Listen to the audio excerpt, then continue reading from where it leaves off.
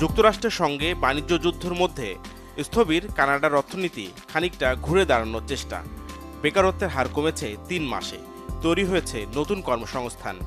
বাংলাদেশি অভিবাসীরা বলছেন, দক্ষতার প্রমাণ দিলে কাজের সুযোগ পাওয়া কঠিন নয়। ব্ল্যাক ফ্রাইডের পর আসন্ন বড়দিন উৎসবকে ঘিরে কানাডার অর্থনৈতিক চাঞ্চল্য বাড়ছে। সরকারি তথ্য মতে বেকারত্বের হার অন্তত ১.৫ থেকে ২% কমেছে। গত ১৬ মাসের মধ্যে সর্বনিম্ন বেকারত্ব হার এখন ৬.৫%।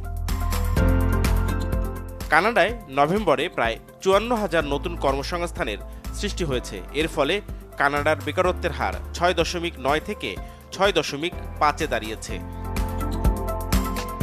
চাকরি বৃদ্ধির তালিকায় শীর্ষে আছে আলবার্টা। এ প্রদেশে এককভাবে তৈরি হয়েছে প্রায় ২৯,০০০ নতুন কাজ। এরপরই নিউ ব্রান্সউইক ও ম্যানিটোবার অবস্থান।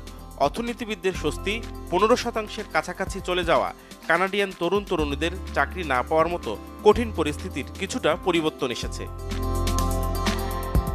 সেপ্টেম্বর থেকে নভেম্বর এ ৩ মাসে মোট ১,৮১,০০০ চাকরি যোগ হয়েছে কানাডায়। এর আগে জানুয়ারি থেকে আগস্ট পর্যন্ত শ্রমবাজার ছিল কিছুটা স্থবির। বিশেষ করে যুক্তরাষ্ট্রের সঙ্গে বাণিজ্য শুল্ক যুদ্ধ ও অনিশ্চয়তার কারণে নিয়োগ কমে গিয়েছিল।